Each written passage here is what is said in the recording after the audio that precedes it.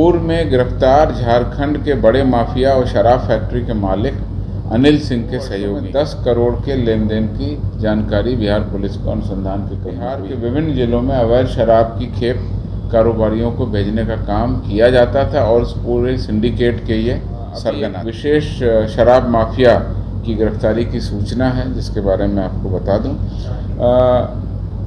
मद्य निषेध इकाई जो बिहार की काम करती है, उसमें झारखंड के निवासी नरेंद्र सिंह, जो थाना काराकाट, जिला रोहतास के स्थायी निवासी हैं, परंतु झारखंड से रह करके शराब माफिया और शराब इलीगल तरीके से बिहार में भिजवाने की कार्रवाई करते थे, उनको जमुई के कांड संख्या 57/21 और 58/21 जो 31 मई को अभी दर्ज हुआ, उसमें गिरफ्तार किया गया। नरेंद्र सिंह पूर्व में गिरफ्तार झारखंड के बड़े माफिया और शराब फैक्ट्री के मालिक अनिल सिंह के सहयोगी।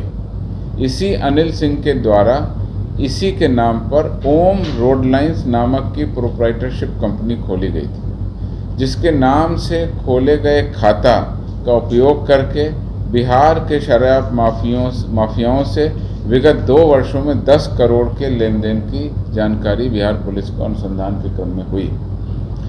बिहार में जब से शराबबंदी कानून लागू हुआ, तब से इनकी सारी गतिविधियों को हम लोगों ने ट्रैक किया, तो ऐसा पता चलता है कि बिहार के अवैध शराब कारोबारियों के साथ मिलकर झारखंड राज्य से ट्रकों के द्वारा बड़े पैमाने पर बिहार के विभिन्न जिलों में अवैध शराब की खेप कारोबारियों को भेजने का काम किया जाता था और उस पूरे सिंडिकेट के ये सरगना थे। इस गिरफ्तारी से झारखंड रूट से आने वाली जो अवैध शराब है, उस पर पॉजिटिव प्रभाव पड़ेगा। इस गिरफ्तार अपराधी शराब माफिया नरेंद्र सिंह से मद्य निषेध इकाई की विशेष टीम पूछताछ कर रही है।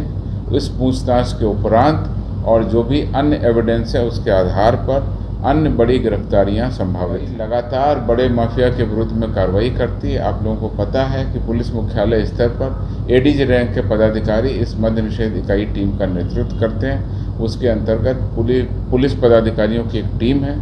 2023 में अभी तक राज्य से बाहर की ये 22वीं गिरफ्तारी है, जो इस 31 मई को झारखंड के निवासी नरेंद्र सिंह की हमने की।